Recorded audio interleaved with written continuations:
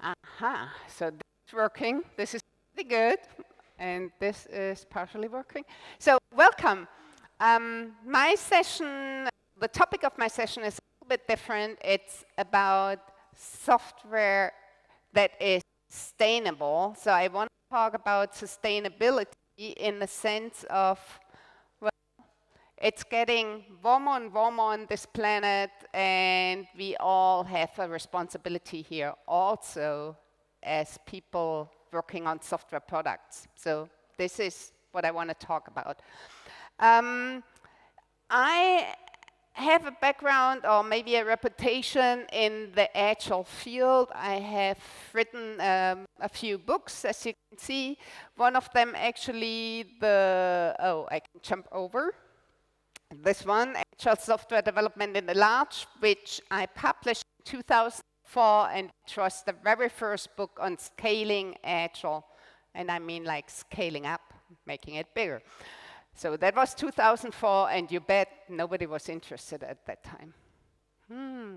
Okay, so, and I kept working on other stuff and published other books, and I wonder if the battery of this microphone is intact, because it feels the voice is disappearing at times, I'm not sure. And I have various passions, and one of them is, does this work or that work? Let me see. Oh, come on. I was able to make it work with, oh, okay, I do the Microsoft thing. Let's see. Come on. No. Oh, yeah, I need to do it like this. Okay, so one of my passions is scuba diving. So this is fun for me, and as a scuba diver, I'm also very much concerned, so we need to switch the microphone. Is this what you're saying? No. I'm very much concerned about what's going on in the water.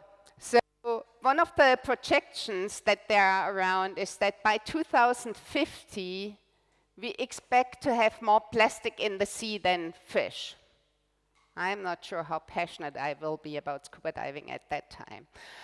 In already 2030, which is very close, the forecast says all the coral reefs will be damaged. Also doesn't sound so good. So this gives me already enough motivation to think about what can I do with my profession, like working in the agile field, working with software products and all of that. And this is what I want to share.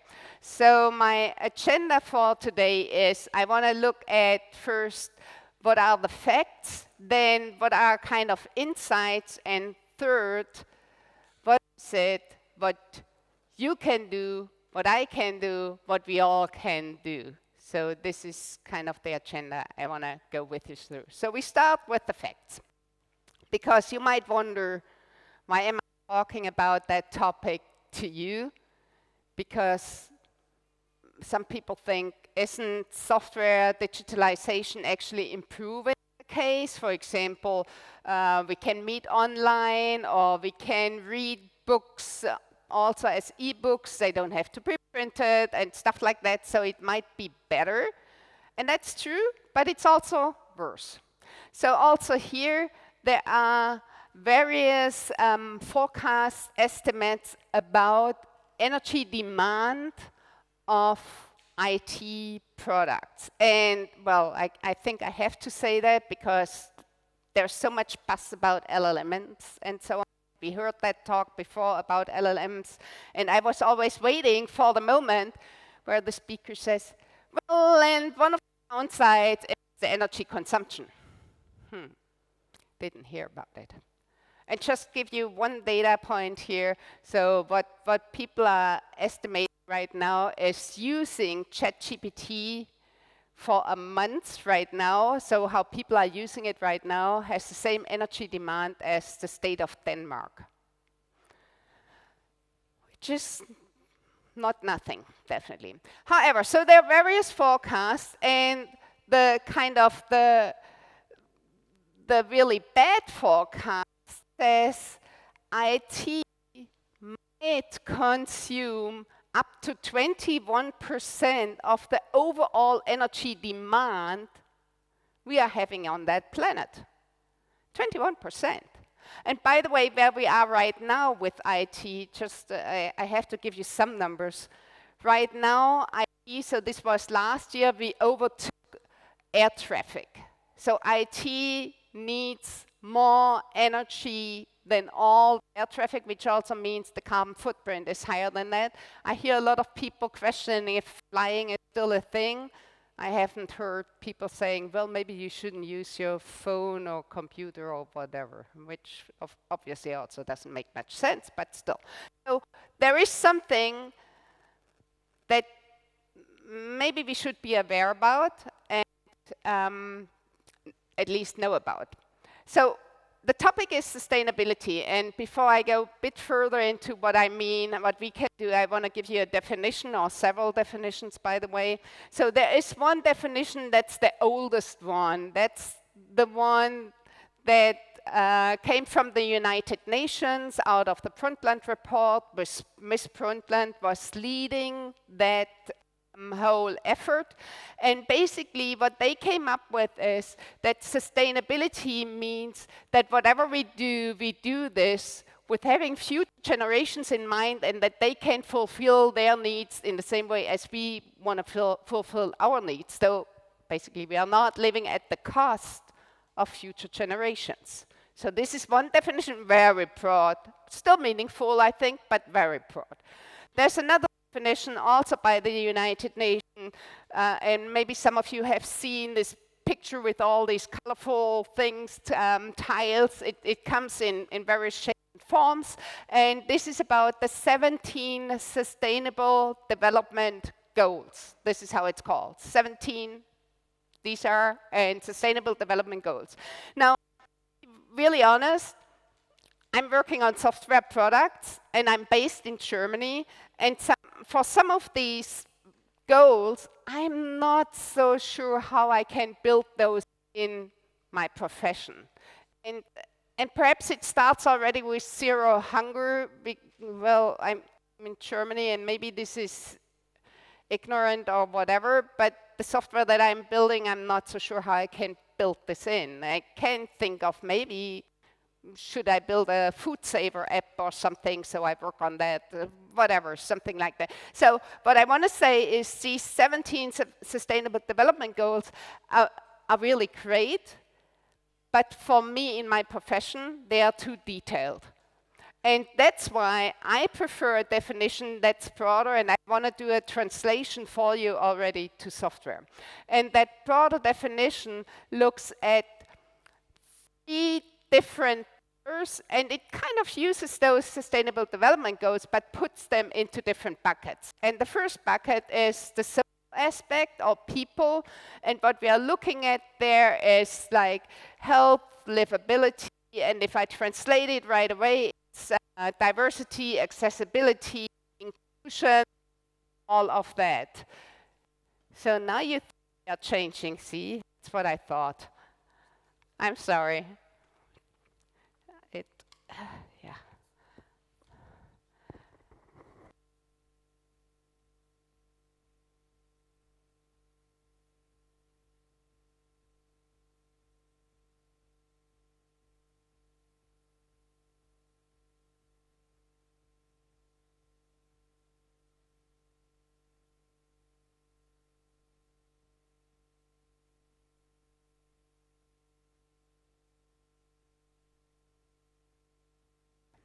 Is it on? Yes. Okay, let's hope the battery is working now. And okay, good. So that was the social part. Now, the next pillar is the one we often have more in mind when we talk about sustainability, which is the environment, which is kind of green software, green IT, so all these phrases come with that. You might have heard about those too. So we are looking at carbon footprint and stuff like that. And then we have the third one, which is economic, or also referred to as prosperity, and the kind of a slogan that goes with it is improving the lives of everyone, lives and prospects, everyone, everywhere. And we think about responsible products or sustainable economies and things like that here. And when I now, well, maybe with the new mic, perhaps this is working now. No, would be too nice. But you know, quantum, you don't know what's happening if you change one thing. If we now want to look into the insights, I want to give you examples for the different pillars and what I see in software, what's happening. So let's take a look at the first one, the social. So this is an example used kind of often probably, and it is about Shirley Wu, who wanted to create an account in a system but couldn't because the last name expected that the last name is at least 3 characters long. Have you seen something like that? Yes. Sometimes it's the opposite. Yes, the last name is too long. We like that in Germany. We often have these long names with dashes in between and so on. Yeah, so definitely not inclusive, right? So she can't use that system. Obviously not. Let's move to a different example, environment. Well, one of the things I said already, that we are on par with aviation right now, but a different example that I want to provide is this one, which is electronic waste. So I see that you tried to read it, and it's maybe too far down, so I read it out. In 2019, 53.6 million tons of electronic waste was generated worldwide, and that's a surplus of 21% in 5 years. Why 5 years? Because it's also a report developed by the United Nations every 5 years, so it was published in 2020, meaning it goes back to 2019. So this means also very soon we can expect the next one. Yeah, and it is the equivalent of almost 5,400 Eiffel Towers of e-waste that we are generating. So you might think, okay, Jutta, this is a bad number and I see this, but I'm working on software. That has nothing to do with me. It's very bad, all this e-waste. The thing is, if you consider when are you, for example, buying a new phone, then most often you do this because the OS is not supported anymore, the apps are not running nice anymore, or maybe you can't even install them or use them or whatever, and therefore you give up on it and you buy a new one. And the same is actually true for the software that we write for our clients in general, because very often we expect our clients to have the latest hardware. Highest connectivity, best resolution for their monitors, and well, I see already a few people nodding, and so it seems this is also something that you see. And of course, it's more convenient, but what it means is we are creating e-waste by doing that. We are asking people to throw away their old hardware and come up with a new one, right? And maybe we can do better than that. Then another example for the economic part, which is, and maybe some people know about it, Chef. Chef is a cloud software and at the same time a company that's working with that cloud software, and I guess, yeah, some of you know about this. And the thing was it's a few years ago already, I think it was in 2018, where some developers detected that Chef, the software, was used by the ICE. That wasn't new, and ICE stands for Immigration and Custom Enforcement, and it's a US organization, put it this way, but it was used by them for running the detention camps at the Mexican border. You know, the thing where we all heard in the news where the kids were separated from their parents, and again, I see some people nodding, so we remember it was, at least in Europe, we kind of felt like this is not good, right? And these developers who found out about that also thought, well, we never thought our software will be used for such a thing, and it definitely will not improve the lives and prospects of those people. For sure not. And so what happened, they protested, and they were kind of talking to chef the company, saying, well, we have to give up on that contract, we don't want to do that anymore. It went nowhere for quite some time until one of the developers said, well, I have enough. I'm deleting all my contributions to the code. And so he did. And that put enough pressure so that this headline was created. So that they really said, okay, we want to rethink how we work with that client and if we still keep working with them. Okay, so 3 examples, all bad. Of course, there are also good ones, but I thought about showing you the bad ones for raising your awareness that there is something going on. And so let's look at what we all can do. And I want to start with accessibility, usability. And one of the things that I really like, and it has been developed by a good friend of mine, David Dame at Microsoft with his team, which is called Persona Spectrum. So personas, I guess, is something some people know. Have you heard? Yeah, I see some people. Okay, so the idea is we think, who is that system for we are creating, and we have that person or group of persons. Most often we think of a person, perhaps 2 more, in mind, and we create that for that person. And which is good because we want to ensure that it really fulfills the need of our core audience. It is still good. However, what we also can do is thinking of a persona spectrum for having a system that's even more inclusive. And what they came up with is this card.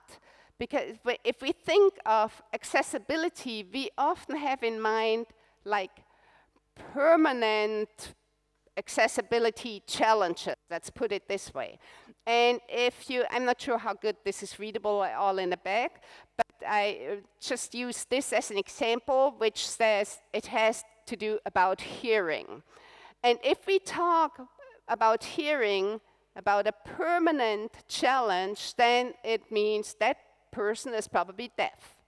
And so if we think of voice control and something like that, that might not work for that person. So we probably need to have something else.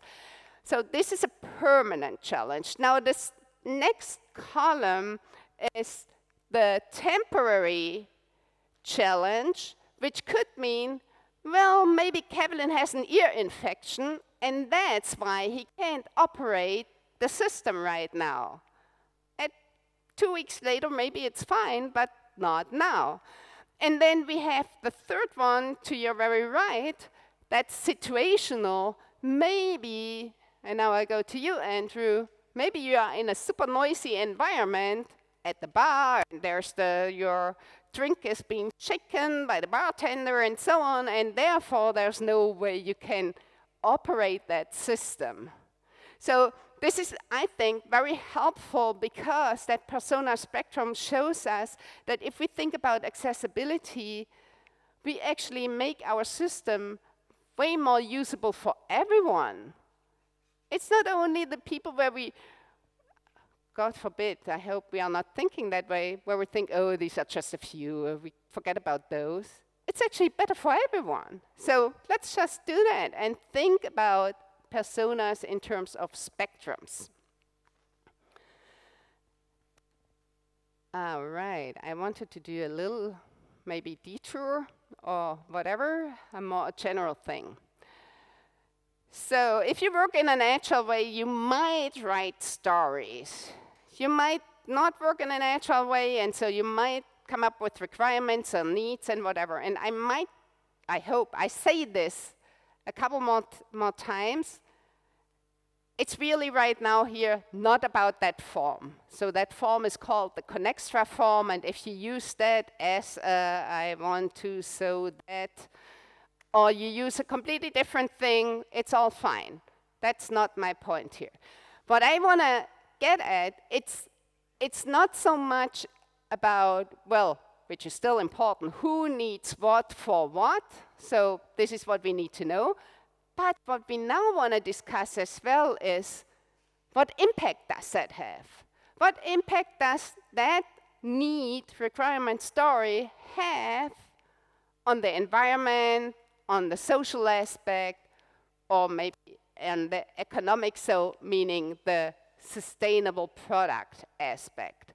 And I brought you an example, which we could also discuss. It's probably not the best example, but it says, as a designer, I want to reduce the amount of font types so the page performance will increase for users and pages will be more digestible with the impact of reduced carbon emissions because of less data transfer. Sounds good. And see, I wanted to repeat this. It's not about the form. You can also have this discussion in a different way. It's not as whatever. That's not the important thing. And if you now think, oh, font types, what about fonts? Is that important? Perhaps it's not important, but there is this professor, Lukasz, now you got me, Jetraszek, I guess, he's Polish. And he did this experiment where he built a very simple website and came up with using different font types. And what you hopefully see is that, well, Google fonts have the biggest carbon emissions. Then we have self-hosted fonts, and what's always best is system fonts. And you still might think, okay, that's not a big thing. But given how many websites are out there, maybe it is a thing, and it all adds up. So it's just like one example what you can do, where you can look at. Remember the topic about e-waste? I want to talk about this again. So one thing we really should get better at is supporting older systems, supporting older hardware. And actually, we have tools at hand, which is true for almost everything that I'm saying. It shouldn't be something completely new that I'm sharing, but we often forget. So the tools that we have at hand are, I call them sustainability toggles. I will speak about them just in a moment, or what is also called responsive design. And I bet some people have heard about this before. So let's look at responsive design in terms of sustainability toggles. So this is kind of how we look at feature toggles in general. So we look at, like, the vertical axis is how long is this toggle in place, and horizontally we look at how dynamic does this toggle need to be. And for example, if we look at release toggles here, very often we have them in because we were not able to finish the last story, feature, requirement, whatever, when we put out a new release.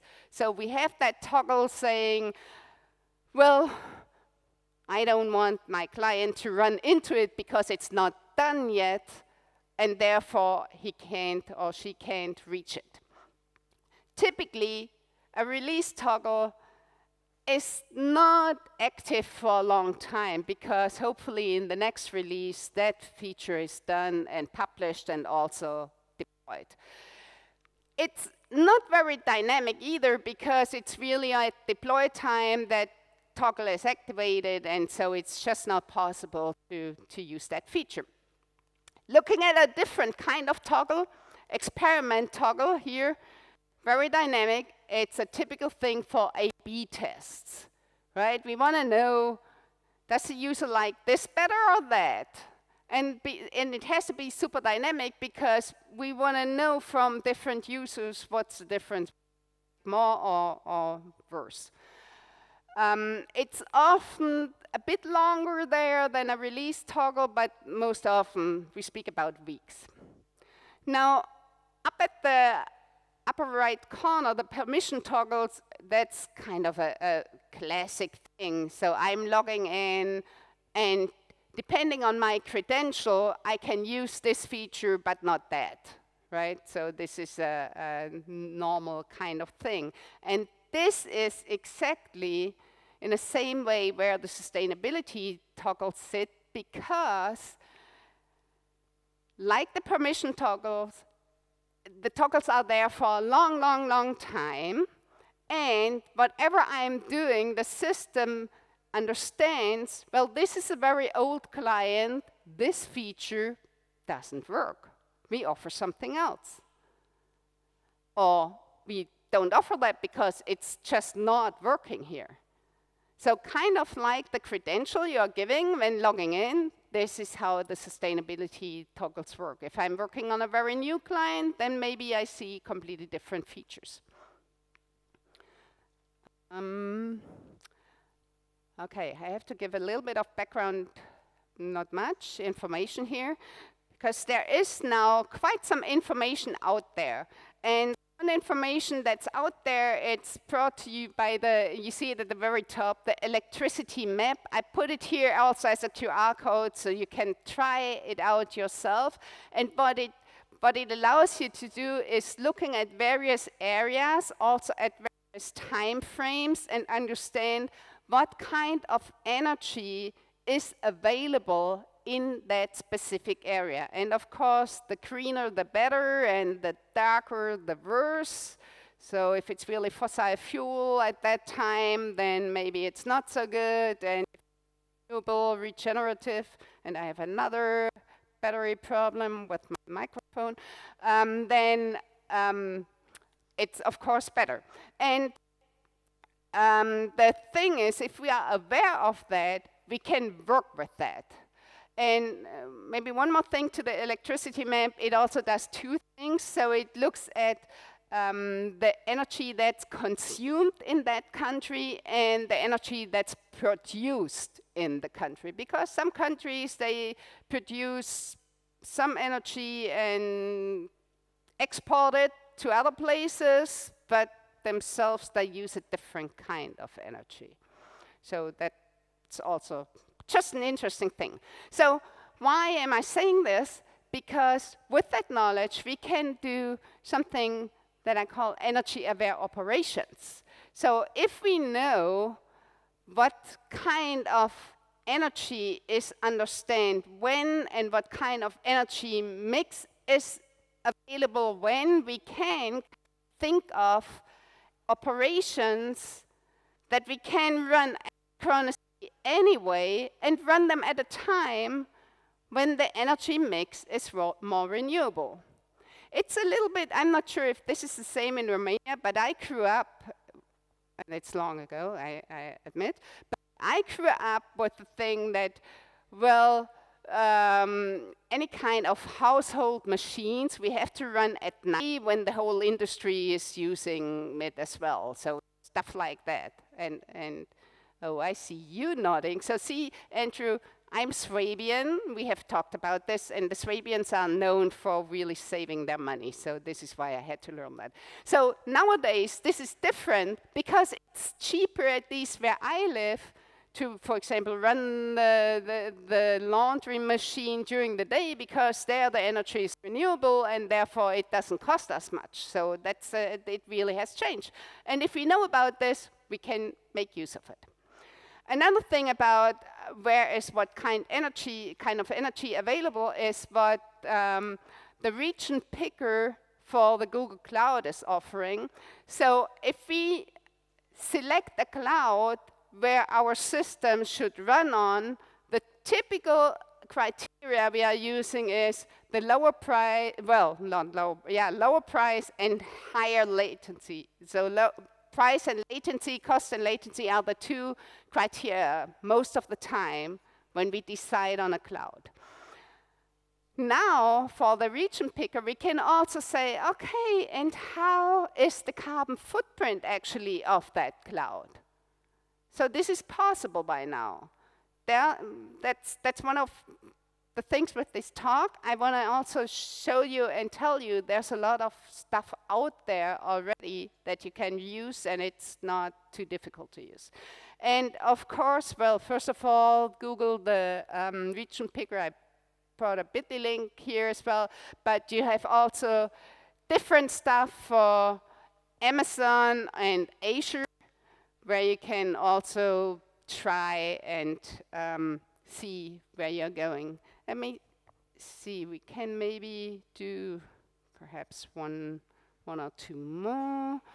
Yeah, what about infrastructure could be one thing, where what you can also consider. So this is a different topic. Very often we thought about putting an infrastructure out there that's permanent, available, and this is great because we can make use of it all the time. However, whatever sits there also means it consumes energy. And so we can also think of sharing the infrastructure, which we actually do by going into the cloud, right? That's a sharing thing. So this is already a really good thing. But perhaps with your testing environment, you think about it in a different way. And so this is another thing where you can think of, maybe we can make it smaller. Maybe we don't have to have it available all the time. Maybe we can share it with other people. So just giving you here a different example. And now I would like to know from you where you are. So I have put together with some colleagues a survey where you can find, well, there are some statements about the products you are developing, the software, the systems you are developing, and if you're not working on something right now, then think of the last project you have been working on, and answer these statements. And of course, we will look into the data together right after. So I give you a little bit of time to answer these different questions. And I try to monitor once the first data points are in, that we take this look together.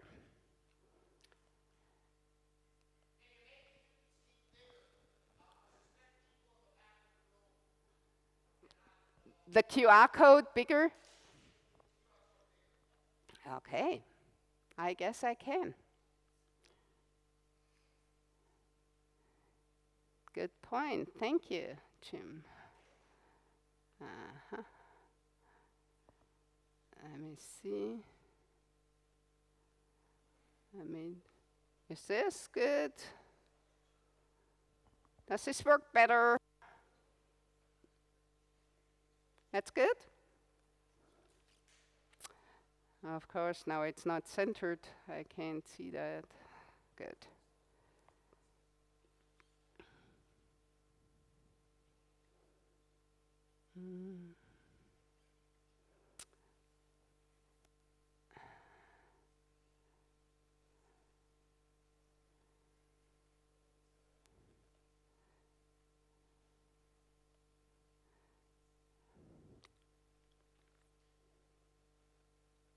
And I understand if you think for some of the stuff I have no idea, that's also an answer.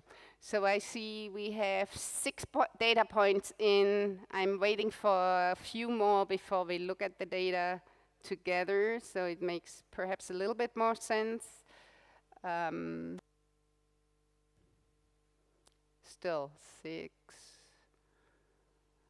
That's always the hard part for me, to stay patient.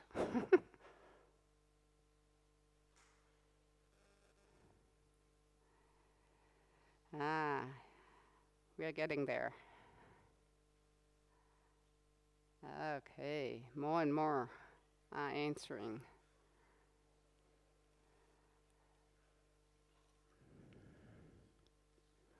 Okay.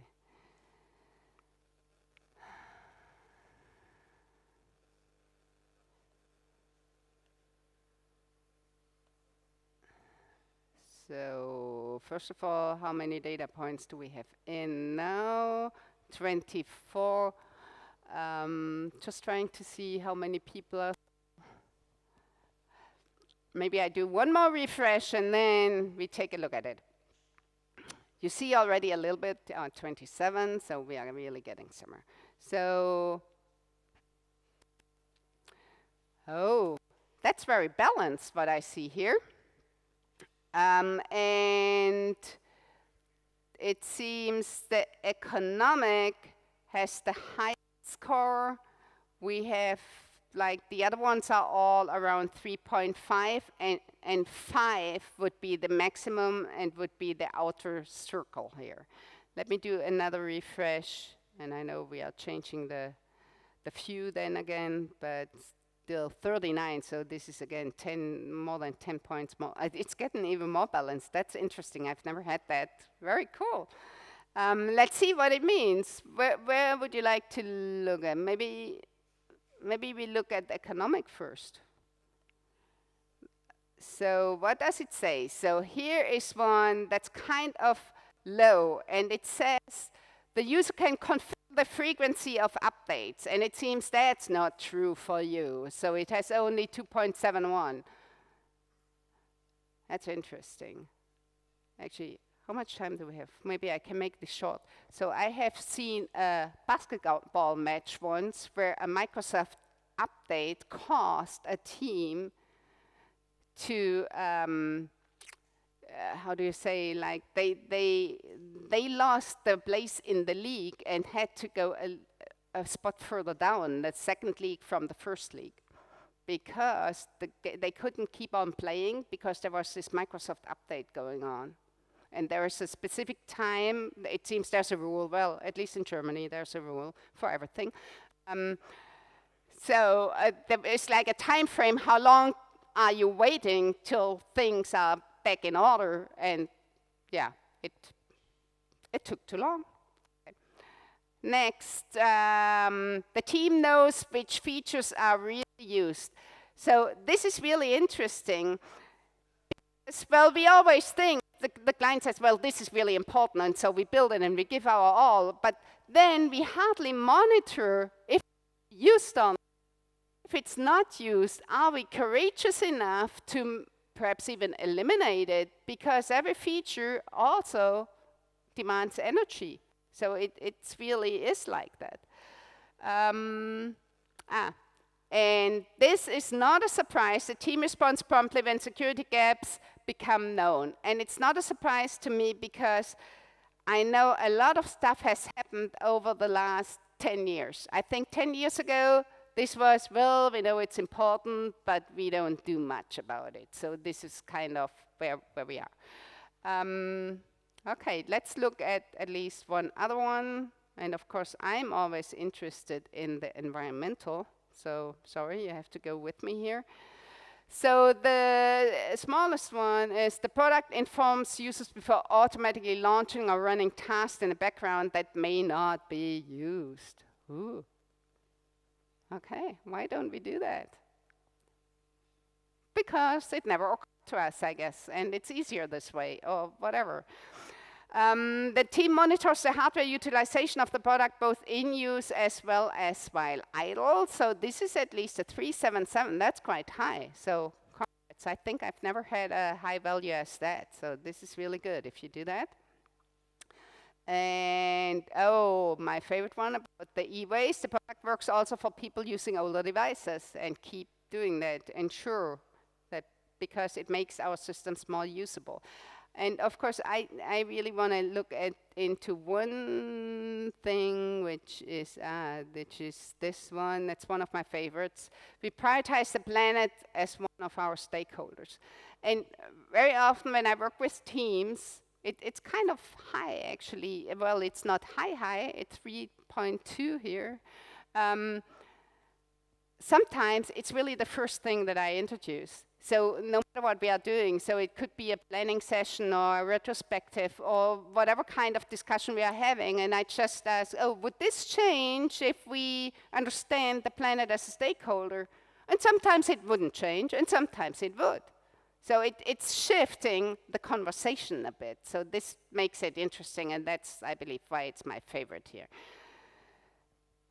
Okay, anyone wants to see something else, or is this good enough? So again, I've never seen it so balanced. Maybe I need to do another update and see if there's more data which shifts it, but I guess not. You're all very much in agreement. We have now 51 data points, and it's still kind of balanced. Interesting. Okay, so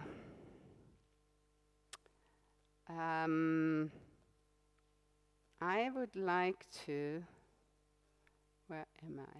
Here. I would like to kind of close this part, and hopefully we then will have time for questions. So the thing for me is that I understand sustainable software development actually very much as something of considering or remembering good, old, maybe now new again, development practices, because we and I know most of you have not been born at that time, but kind of our profession learned about this long time ago. We had to deal with small memory, or had to deal with like low connectivity or slow connectivity, either way, or slow response time, something, or that the memory footprint couldn't be that big, and all of that. And I think if we remember this and build this in, then it, on the one hand, will reduce the energy efficiency, will be more energy efficient. It's not reducing the energy consumption. I think this is what I meant. And it also would make our systems more usable for everyone, because it's now also usable for people. For example, well, we poor Germans, we still have a very slow connection in Germany. I guess you know that, some of you know that. That especially in some areas there's no connectivity. The white spots. Yeah, so this would also help, like, us Germans, I guess, this is what I'm saying. Okay, so thank you very much. I want to point you to some of the links. So on the top, I want to point you to something we have developed, which is an Agile Sustainability Manifesto. There has to be a manifesto for everything, it seems. Then how you reach me, I'm not that well prepared as Kevlin. I forgot my Blue Sky here, so I'm also on Blue Sky. And this here, this bit.ly link, Agile-Sustainability, leads you actually to that survey, which has been published under Creative Commons, so you can use it with your team and start having that conversation. And it is bigger than what I shared with you, so it comes with 44 statements, so it's not that kind of excerpt that you have seen, but still, go ahead and use it. So, thank you. Thank you very much.